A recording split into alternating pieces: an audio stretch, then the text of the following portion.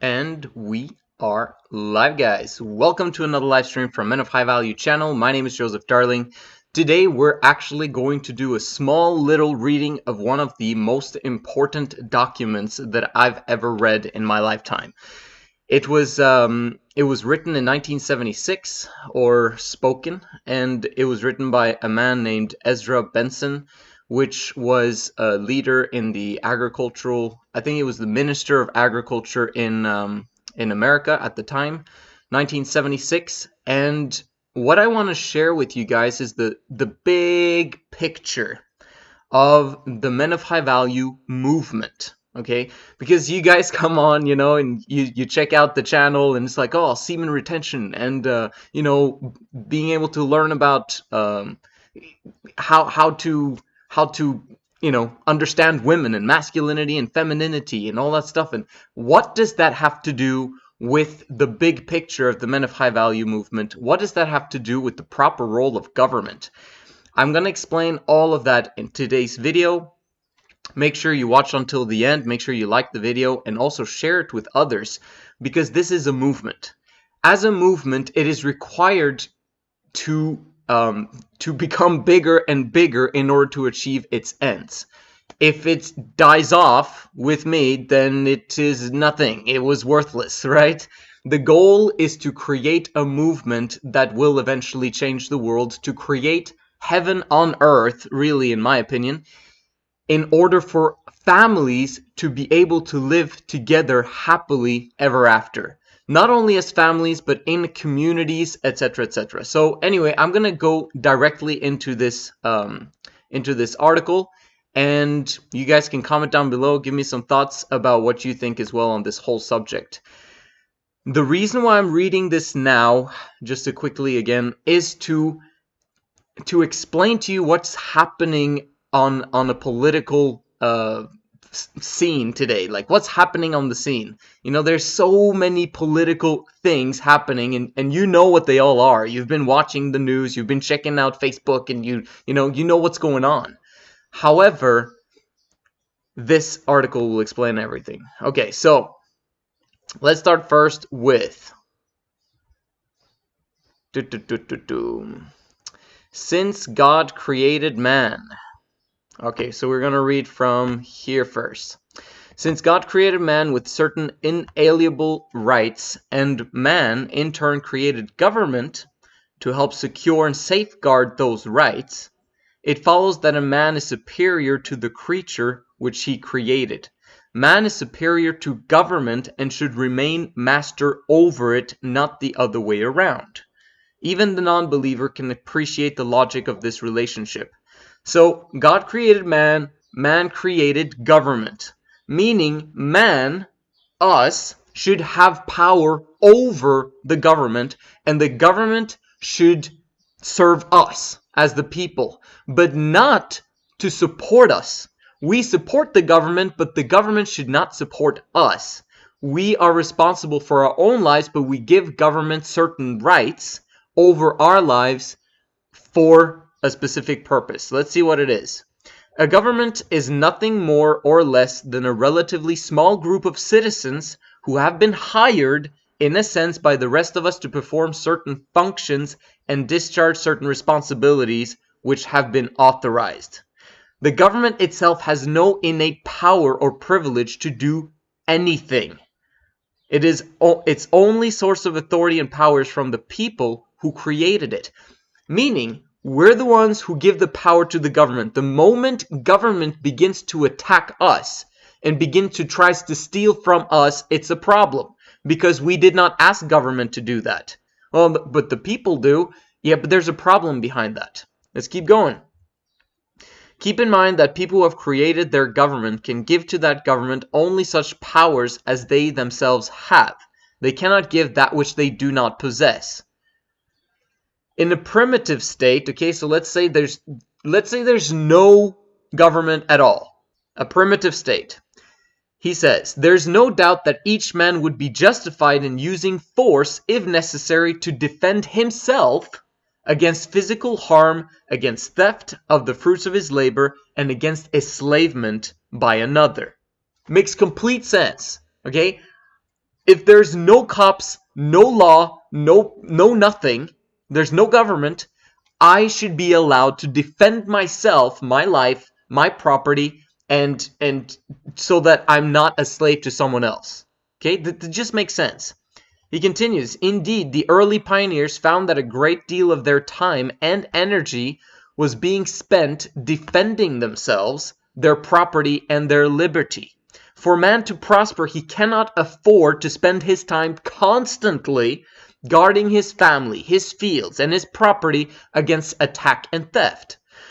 So, just quickly there, what's going on? We're trying to establish ourselves. We're trying to establish success. We're trying to become successful. And in order for me to become successful, I can't just be on the defensive all the time, worrying about who's going to come now and steal my stuff. Who's going to come now and steal my wife? Who's going to come now and do this, that, and the other? That's where government is born. He continues, when he joins together with his neighbors and hires a sheriff, government is born. The individual citizens delegate to the sheriff their unquestionable right to protect themselves. The sheriff now does for them only that which they had a right to do for themselves, nothing more. I vote for a sheriff. I want to pay a sheriff to protect my stuff, protect my liberty, protect my freedom, so that no one can come in and steal from me. And at any point in time, if someone were to attack us, I would expect the sheriff to be the leader of that resistance movement because of his skills, because of his gun skills, because of whatever it is that he has understanding over in terms of defensive properties, whatever. We as a people would then naturally help the sheriff to protect us as a people from outsiders or from thieves or whatever it is. That's government. But what has happened? Okay? But suppose Pioneer A, okay, we're reading here now. For those of you guys who actually stick around and watch this stuff, man, you guys are amazing. It might seem a little bit boring, but bro, don't you worry. This is a huge movement. It will become the greatest movement that the world has ever seen. The Men of High Value movement. You might not believe me now, but it will be. Suppose another Pioneer A wants another horse for his wagon. He doesn't have the money to buy one, but since Pioneer B has an extra horse, he decides that he is entitled to share in his neighbor's good fortune. Meaning, he sees Pioneer B and he's like, bro, he's got 2 horses. I don't have a horse, and I've got a wagon. Like, it just makes sense that he share his horse with me. Like, bro, what the heck? Like, give me a horse, bro. You know? Is he entitled to take his neighbor's horse? Obviously not. If his neighbor wishes to give it or lend it, that's another question. Right? It's like, bro, give me a horse and then, we can create a win-win situation of some sort. That makes logical sense. But you can't just say, give me your horse. But so long as Pioneer B wishes to keep his property, Pioneer A has no just claim to it. He'll have to figure it out on his own. If A has no proper power to take B's property, can he delegate any such power to the sheriff? No. I can't just tell, bro, sheriff, this guy, dude, he's not giving me his horse. Like, what's up with that, bro? Like, come on, you need to arrest him now to give me his horse. Even if everyone in the community, like everyone, is like, hey, bro, like, sheriff, you need to do something with that guy. He's got 2 horses and he's not sharing with anyone else. What's up with that? Even if the entire community desires that B give his extra horse to A, they have no right, individually or collectively, to force him to do it. They cannot delegate a power they themselves do not have. It's not just. The proper function of government is limited only to those spheres of activity within which the individual citizens has the right to act. By deriving its just powers from the governed, government becomes primarily a mechanism for defense against bodily harm, theft, and involuntary servitude, meaning slavery. It cannot claim the power to redistribute wealth or force reluctant citizens to perform acts of charity against their will. Government is created by man. No man can delegate a power that he does not possess. The creature cannot exceed the creator. Man, this is powerful stuff. In general terms, therefore, the proper role of government includes such defensive activities as maintaining national military and local police forces for protection against loss of life, loss of property, and loss of liberty at the hands of either foreign or domestic criminals. Boom! This is an amazing document. It makes complete, utter sense. For people to be socialists, it's wrong. It's not just. You cannot be a socialist and be right. Because it doesn't work that way. We cannot steal from others and believe that it's okay as long as the whole community believes that it's okay. Let's move on. Let's see. Okay, here it is. An instrument of plunder. You guys have to read this entire document, but I'm just going through the most important stuff. Once government steps over this clear line between the protective role into the aggressive role of redistributing wealth through taxation and providing so-called benefits for some of its citizens, it becomes a means for legalized plunder, or in other words, theft. Or what I always say, tax is theft. There's a problem here. There should really not be any taxes except for hiring the sheriff, hiring someone to protect our freedom, but nothing more. Let's continue. Government becomes a lever of unlimited power that is the sought-after prize of unscrupulous individuals and pressure groups, each seeking to control the machine, to fatten his own pockets, or to benefit his favorite charity, all with the other fellow's money, of course. Man. Moving on to the next one. With each group, hold on a second. Yeah, it was actually here. Oh, let's see. With each group that gets its share of the spoils, such governments historically have mushroomed into total welfare states.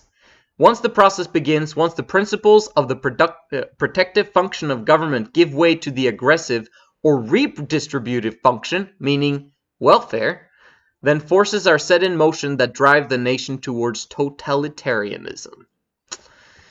Alright, so last aspect of this thing, and then we're going to discuss it even more so than what this guy even knew, because he didn't understand masculinity and femininity, but I'm going to explain that here in a second.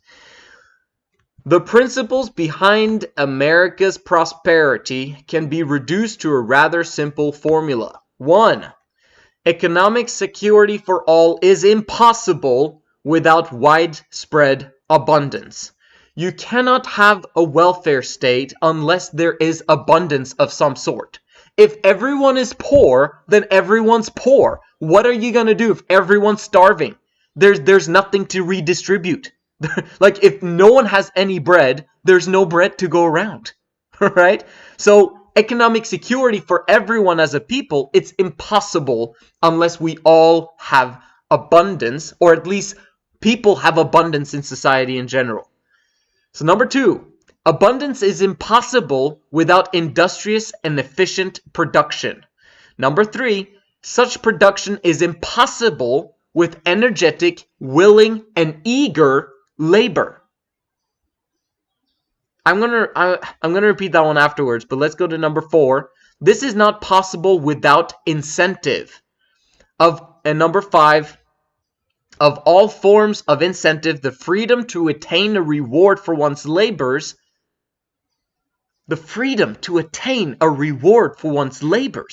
is the most sustaining for most people.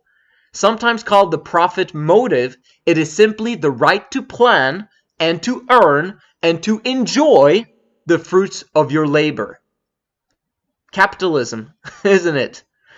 Number 6, this profit motive diminishes as government controls, regulations, and taxes increase to deny the fruits of success to those who produce.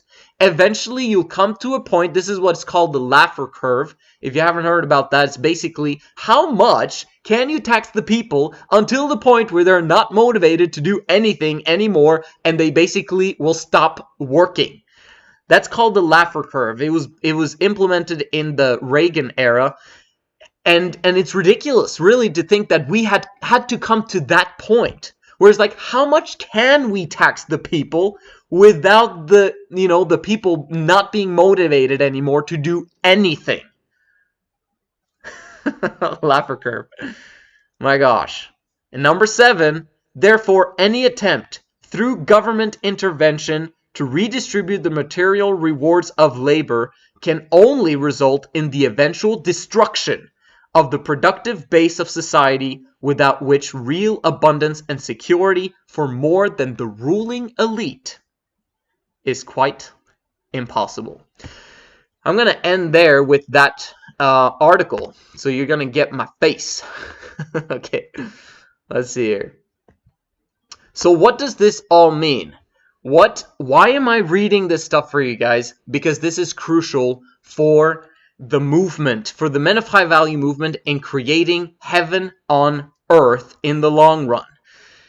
I just want to say to you guys that this is all derived from 2 different aspects of life. You can divide everything in this world into 2 aspects: femininity, masculinity.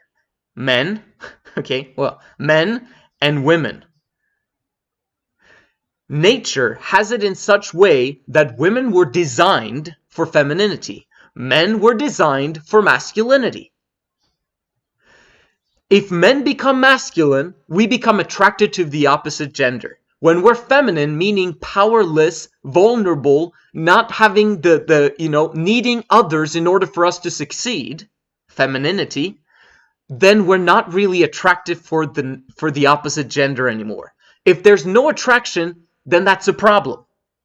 I'm now bringing that article, which is just basic logic facts, and bringing that to the Men of High Value movement and understanding of masculinity and femininity, so you understand this whole big picture and how important it is for life and for the world in general. If women are not attracted to men, they're going to go off on their own and do things themselves. If they're not attracted to men, they're not going to desire to be around that man for the long term. Or they're going to only want to be with that man while he's providing basically resources until she finds another man that she is more attracted to. This is what's called hypergamy. Hypergamy is alive and real in every single woman. She cannot depart from it. It is part of her nature. Universe created her that way for a reason. And it's a good thing. The creation is perfect. So, what does that have to do with government? Well, guess what? Femininity wants to spend. Femininity nurtures. Femininity makes sure that no one is left behind. Femininity wants to take care of everyone. Why? Because femininity was designed to be locally inclined, meaning to be focused on relationships and the health of the family. The smallest unit of society is the individual. However, an individual, unless he is born and raised in a family that loves him, that wants to take care of him and help him to have his emotional needs fulfilled and met, that individual is going to be a bad citizen eventually in life unless he has that family, unless he's emotionally fulfilled as a child. So family becomes crucially important. Femininity is very, very important in terms of making sure that that child is raised the right way and taken care of and has his emotional needs met. Women do this job way better than any man could. We men, we're dangerous when it comes to small kids, okay? Because we love to wrestle with them. We love to do crazy stuff. Yes, of course, men can take care of kids, but we were not designed for it. The more men take care of kids, like small kids between the age of 0 to 9, 0 to 12, 12 years old and above, now the men can become, can come in and begin to take care of the boys, right? We can help them and raise them to become masculine men. But before that time, it's a very bad idea for men to take care of kids below, between the age of 0 to 12. Why? Because we're developing estrogen. We're being nurturing. When we're nurturing, we're developing estrogen. And what happens when we develop estrogen as men? Too much of it makes us feminine. So the more feminine we become, the more likely we are to move towards the feminine aspect of things and desire to take care of everyone, and desire to have all of everyone's needs fulfilled, and desire for the minorities need to be taken care of. The more we begin to also feel entitled to be provided for and protected by someone else, i.e. the government. Femininity desires a higher entity to provide and protect for them. We've got a problem here because the more feminine men are, the more likely they are to vote for socialism and communism. In college campuses, what you'll find are academics, professors. I've taught and explained on this channel that the people that are academics very often are socialists. Why? Because they're feminine. Academics is based upon theory being way more important than application. Academics, right? Theory. If I want to become an academic or professor, I'm not taking any action to improve my life. I'm simply teaching. The best form of teaching is by example. If you're just spewing a bunch of words at me as a college student, you suck, right? This is one of the reasons why college education is a bunch of waste of time by default, because you're listening to academics who have never taken action in their lives towards their dreams and goals. You want them to be an example to you in terms of achieving their dreams and goals. You don't want to listen to academics, right? Because they're feminine. That's the problem. The more they apply theory, or the more theory they gain, which is basically what academics do, they just research and research and research without taking any application, without, really putting in the action in order to see if those case studies and that research actually is legit. Okay, so what you get is theory, theory, theory, and no action, no application, no confirmation of that theory. And that creates academics. That's why you'll see the majority of professors and academia will be socialists. And what do they spew to the people that are college, students? They tell them that socialism is the way. They tell them that we need taxation. We need higher taxation. We need to tax the wealthy. We need to do this, that, and the other. Government needs to be in control and regulate this, and that, and the other in order for us to have a thriving society. Bullshit. Okay? I don't swear a lot, but that is BS. Massive BS. Okay? Never ever believe anyone that believes or that says that taxation is necessary for society to thrive. Not so. In the primitive state, just as we've learned from that article, we don't need government other than them actually providing protection for our freedom. That's it. Don't step 1 foot closer into my household, or don't you dare put your hand in my pocket to take money to redistribute it to someone else. I can do that very effectively myself. Thank you very much. Okay? I'm a charitable person. I love to help others. And that's what capitalists do. If you haven't noticed, they invest more in other people than any other people on planet Earth. Capitalists invests and train and invests and train employees. And those employees become more skilled and develop more value in their lives so that they can now develop value themselves in their own lives. Without skills, without information, without being taught by example by those capitalists, there's no reason. Like, they are the best people in society, except those capitalists that believe in high taxation. Those people are dangerous. And I'm talking about New Year's promise by Bill Gates, for example, where this was literally his New Year's speech on his website.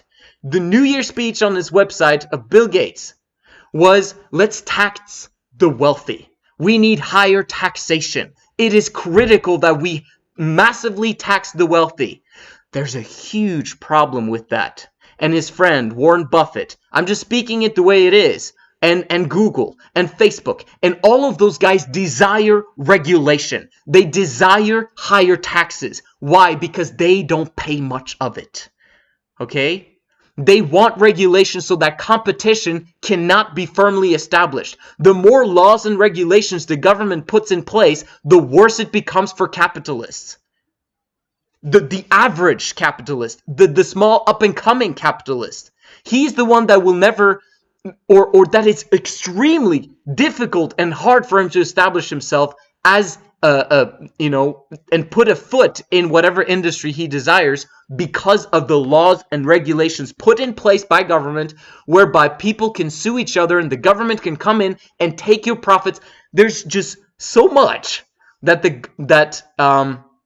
so much wrong in rich capitalists believing in high taxes. It is very, very dangerous, and do not ever listen to it because it's bogus. It's BS. Moving back to the masculinity and femininity aspect. You've got feminine men and women. Obviously, the majority of women will always vote for socialism. Why? Because of estrogen. Because of them wanting someone to provide for them. So what ends up happening is that since they don't really want men in their lives these days, because men control them and men do this and that and the other, and they've been rejected by men. This is not women's fault, by the way. This is men's fault for creating this environment. However, women now use government as their daddy. They use government to be their husband and to be the provider. And what you'll see, this is what's happening. Single mothers receiving welfare benefits from the government. How would they survive if government was not there? They would be more likely to supplicate or to submit to a man. Now, that can be a bad thing if the man sucks and if he's controlling and he's destructive to her and to her children. However, what we're developing in this movement are men of high value that will never ever treat women and children the wrong way. Feminism is a result of bad patriarchy. If patriarchy was established in a good manner, then there would be no need for government, right? When women got their vote in the late 1800s, that's what happened, guys. You understand that the abundance that America has today, there's not much left. But the abundance that they do have in America comes from 200 years of massive profit motive being established amongst the people. They didn't get taxed very much at all. That started happening in the 20th century. If you study history, that's when there was massive abundance. They totally massively won the war. But then problems begin to happen, and then the elites begin to come into power because of government, because of basically the female vote. Now, am I saying that women should not have the vote? Not at all. I want women to have the vote. Never take anything back that you've given to women. You give something, you take something back, it's horrific. We're never going to take the vote back from women. However, what's the solution? How can we solve this? Because if you think about it, if there's always going to be an amount of feminine men who suck, because there's always going to be men that suck in society. Let's say 1/3 of men will always be feminine. Maybe 2/3 of men. Okay, how about that? And then the majority of women, let's say 80% vote socialistic. What kind of society are we going to have? We're going to have welfare states. We're going to have totalitarian regimes. Why? Because they're the only ones that's what happens naturally. Politicians want money for themselves and their friends. And you've got the big business owners who also want a lot of money for themselves and want to retain control. But they do it in the wrong manner because it's deceptive. Because they're the ones that are funneling money into the politicians' hands in order for the politicians to rule over the people and get the people to believe through school, right? Raising the kids amongst socialists. Who are the women that teach kids in school? Women, right? They're government employees, but they're women. So most likely they're going to be teaching socialism in classes. They're not going to teach freedom. They're not going to teach libertarianism. They're not going to teach correct principles. They're going to use their emotional logic. Emotional logic is based upon having rights, being protected for, being provided for. And they're going to teach the kids if you put your kids in government public schools. And then you tell them to get a college degree. Very bad idea, guys. What's happening? They're being indoctrinated towards socialism. And then we get this hodgepodge of what we're seeing today. Rioting. Eventually, there's no more cash available. Why? Because, as we know, 1971, Nixon took us off the gold standard. And the rest of the world went with him. That's a big problem. Because the wealth that's happening right now is basically a massive debt bubble. That's all it is. We need to return back to the dollar standard, to the gold standard. We need to return to it. Or else we won't know what's what. Right? Which means that at some point in time, the wealth that we have right now needs to decrease by approximately 95%. Because it's been fueled by the dollar. And what's happening right now, in my opinion, is that the government knows this. And the politicians know this. A lot of them do, actually. A lot of them are also uneducated. But all of the rich guys who believe in higher taxes also know what's happening these days. There's going to be a massive decline in the next few years. It's not going to last very long because there's no money left. There's no money left, guys. And what happens then? Everything collapses at the same time. The Men of High Value movement is crucial in this aspect, but I won't be able to save you this time around. I'll be able to save the few guys that are here that are investing in gold, silver, and Bitcoin, but I won't be able to help the whole world as a whole. There's going to be a collapse. There has to be a collapse. But if you take care of your wealth the right way and hedge yourself from hyperinflation, that's going to be the nature of things moving forward, like Venezuela, like Zimbabwe, like Lebanon, all those countries that's just a small like glimpse into the future of what's going to happen most probably to America and a lot of other countries, including Norway. Okay, you believe it's a wonderful country, and right now it is because everyone's got money, right? But it's not going to last very long because eventually you always run out of other people's money. The Men of High Value movement is based upon this. If we're going to ever go to the rational side, rational logic, okay, instead of emotional logic, which is what people are voting for these days. We still have people voting, for Trump and hoping for national patriotism, America become great again type thing. And hopefully he's telling the truth that he's going to drain the swamp, right? Hopefully he's going to bring us back on the gold standard. But there's going to be a massive collapse happening during that time frame. So let's see what happens in the next 4 years if he becomes reelected. I really hope that Trump is a good guy. I really hope so. And I'm 70% sure he is. But if that's not the case, it's going to collapse anyway. But the whole point is, how will it look like 100 years from now, 200 years from now? Can we establish heaven on earth? Yes, we can. 2 ways. Number 1 is we need to vote libertarian. Very difficult this round. In my opinion, I'm really leaning heavily towards Trump personally if I were to give a vote. However, you've got the Libertarian Party, which is my party, but they voted in a woman. How opposite is this? It's ridiculous. She is the presidential candidate. And to be honest with you, I could never vote a woman into power. No matter how awesome her philosophies are, I'd probably vote for Trump this time around. However, if there ever is a man in the Libertarian Party that becomes a presidential candidate, he will always receive my vote. This is not being, sexist or all that stuff. I'm just following rational logic with my understanding of women.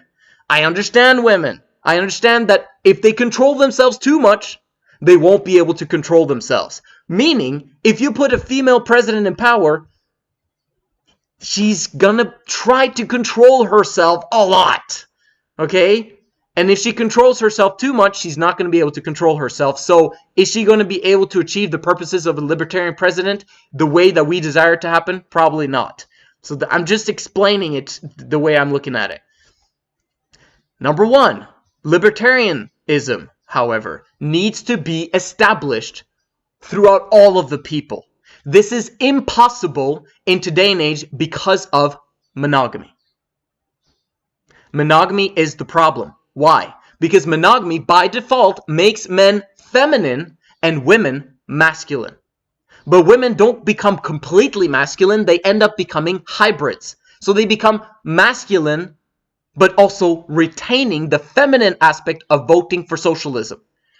And then men become more likely to become feminists and socialists when they marry or join together with a woman who is masculine and feminine. Do you understand what I mean? So we're moving towards socialism continuously in today and age. But we know why. So the only way for us as a society to establish heaven on earth, meaning everyone is free to do whatever they want to do as long as they don't infringe upon the freedom of others.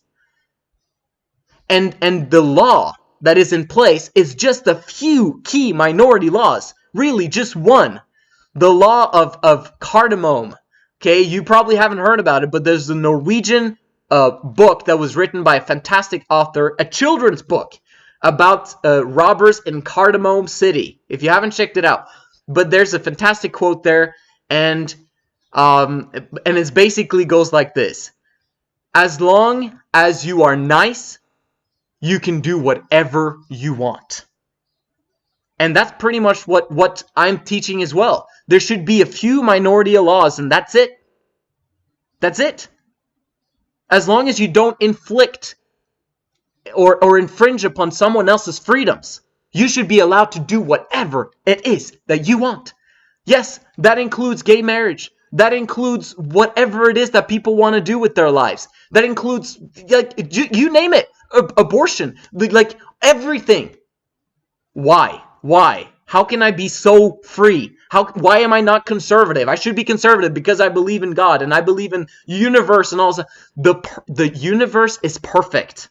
The plan is perfect.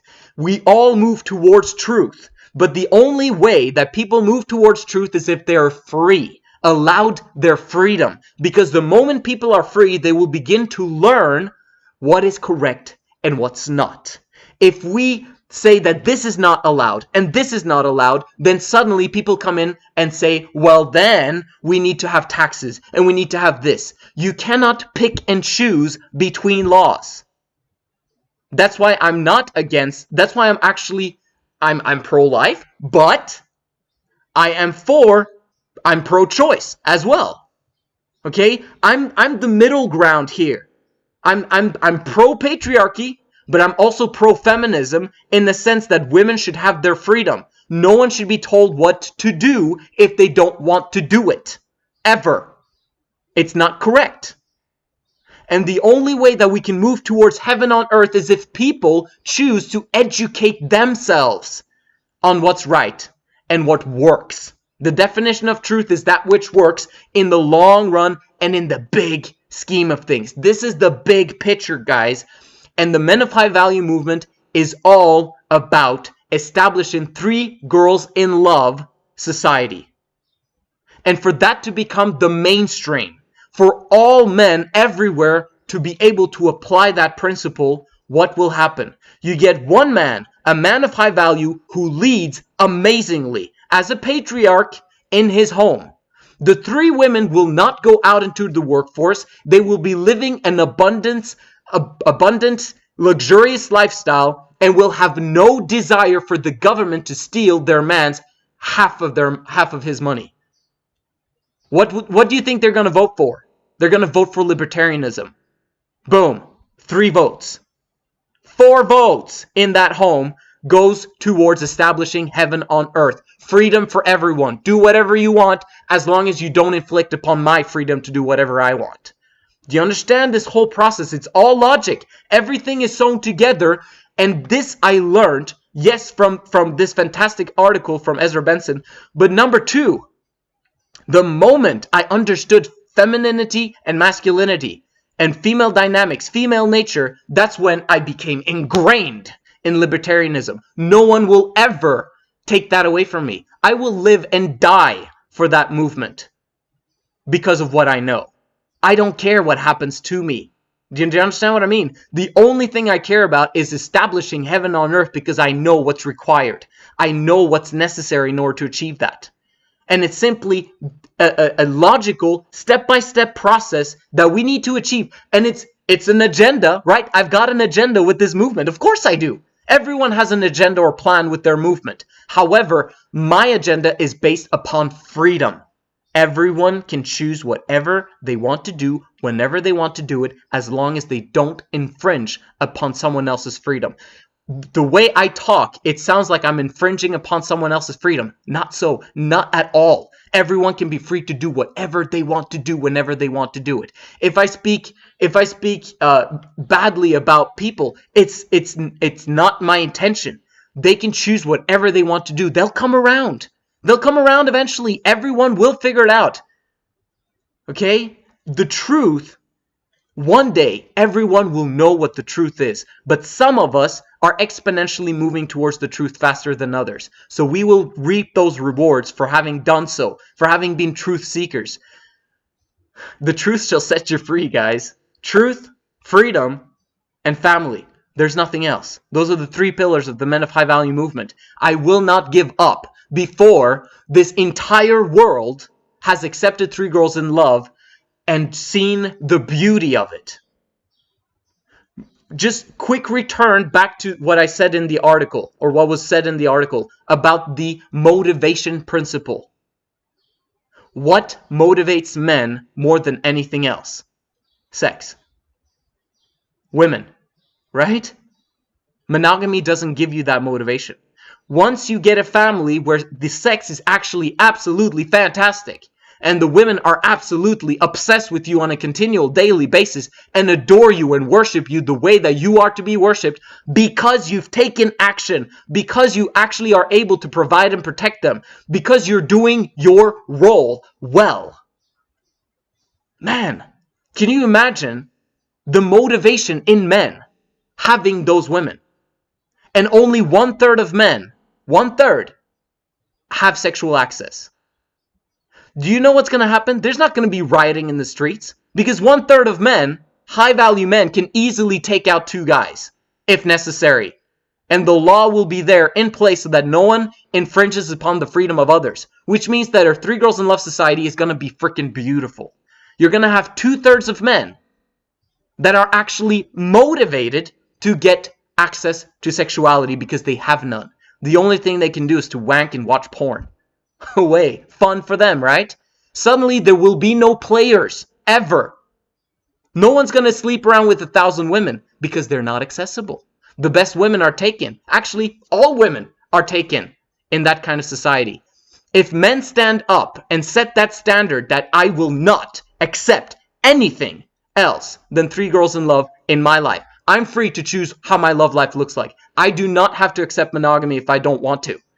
Okay? I hope and pray that you guys realize that aspect. That when you choose 3 girls in love, you're not only choosing 3 girls in love because you want sex and you want that in the other. You are literally becoming a savior on Mount Zion. Okay? Or in other words, you're literally becoming a savior of the human race. You are doing your part in establishing an amazing next generation of children who believe the same thing as you, and we're together progressing massively towards the movement, the Men of High Value movement and Three Girls in Love Society, which will solve all problems, which will take government out of our lives, which will help us decentralize power so that the power is returned to the individual to do what he wants to do so that he can be fired up, motivated outside his brain to use the profit motive to develop wealth. And when he has wealth, he will do his part in charitable and voluntary works in doing good to others that suffer more than he does. Because when he does that, he knows karma works. And karma is going to come back to him and bless his life tenfold. This is how the world works, guys. I'm giving you the big picture of things, and I hope that you get so much out of this video and that you share it with as many people as possible. I will become a hated figure, okay? In 10 years' time, when this movement has 1 million subscribers, or whatever it is, Stefan Molyneux, a libertarian, fantastic, rational guy, he has no idea about Three Girls in Love, doesn't believe in polygamy from what I understand, but he's an amazing guy. He had his entire YouTube channel destroyed, deleted, gone. 14 years of massive action from his part in developing a YouTube channel. This is what's happening today, guys, because of government. And because Google, a woman, is leading Google. Not only that, but she's being led by owners who, in turn, guess what? Want high taxes for individuals. Do you see how all this is connected? Eventually, my channel might be deleted as well. I need to make sure that I back up all this information. But do you understand what we're doing here? This is a huge, amazing, massive movement that we're creating. And it's all based on rational logic. Man, beautiful. I'm going to answer questions, and then I'm out of here. What are they? Let's see. What up, Joe? Great info. Trump is going to win again. Let's see. Drain the swamp. You give a woman too much power, she's going to destroy herself. One of the reasons Hillary didn't win against a novice like Trump on a presidential level. Own choices make more consequences. Absolutely. You guys got it. You guys understand. This is what we're all about in this movement. I hope that you will join with me in this Men of High Value movement. Let's make things happen, guys. Step number 1, okay? Allow yourself to be led. Hire me as a coach. If you haven't had a free consultation yet for me to help you get on the right track, okay? For guys who like tell me that, oh, I'm going to go to school, I'm going to study this, and I'm going to do that. Like, I'm like, what a waste of freaking time. We don't have that time, bro. Like, we need to get going with this movement. You know what I mean? Number 1, allow yourself to be led. Hire me as a coach if you've got the financials to do so. And if you don't, get 3 jobs, okay? If you have 3 jobs, you're allowing yourself to be led, and you've got the financials, and then you can hire me as a coach. Number 2, lead yourself. Practice semen retention. Practice voluntary celibacy, okay? The more you reject women, the more you have sex with them and then leave them behind, the more they're going to go towards socialism. The more rejected women are, the more they want to live without men, the more they're going to seek another daddy figure or another provider, which will be the government. So don't sleep around with women. You're destroying it. Don't do it. Lead yourself. Learn how to control your thoughts. Learn how to control your emotions, control your behavior, control your habits, control your life. You're going to be able to do it. Number 3, lead a team. Lead a business team. Once you've got 3 jobs, start a business on the side. Establish your business. Know what your business is going to be. The more masculine you are, the more secure you are in your foundation of what you want to do with your life. The more feminine you are, the more you're going to be like, oh, I don't know what I should start. All businesses have already been started. There's nothing left to invent. Like, everything's invented. Really? Are you serious? Are there still problems in the world? Yes, there are. Does that mean that there need solutions? Absolutely. As long as there's a problem out there, there's money to be made. And there's trillions of dollars available. You just haven't had the motivation to go after it yet. Lead yourself. Lead a team. Okay? Replace yourself in your business so that you can build bigger and bigger and bigger businesses so that you don't have to do menial tasks anymore. Menial tasks should only be your next 6 to 12 months. After that, you should do the most important tasks, which is one-on-ones with people, creating deals, creating amazing wealth for yourself and for other people. Number 4, once you're rich, okay, I'm not saying that $100,000 is rich, but if you are there and you've been coached by me so that you understand women to the nth degree, now you can begin the 3 Girls in Love journey. Lead women. Okay, at that moment in time, you're leading 3 women to be fired up outside their brain to join you in an amazing family relationship where they all love each other. Okay, there's harmony because you take the blame and you apply the principles of the 3 Girls in Love movement. Number 5, once that relationship is firmly established and you've been together for a few years and you know that this is it, and all of the 3 want one of them to become pregnant, it is time for you to lead the next generation. Those are the 5 phases of leadership, guys. I'm excited for your progress. I'm excited for the future, and I'll see you in the next one.